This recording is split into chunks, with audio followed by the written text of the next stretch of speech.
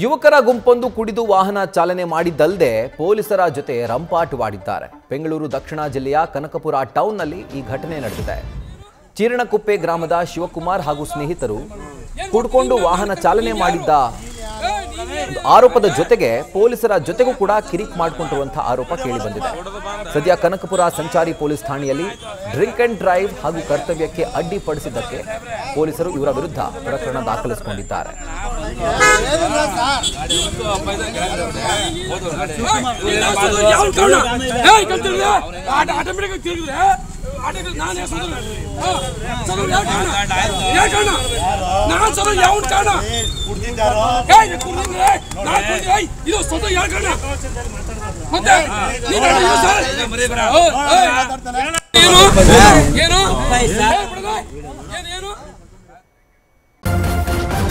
News first ನಿರ್ಭೀತಿಯಿಂದ ನಿಮ್ಮ ಪರವಾಗಿ.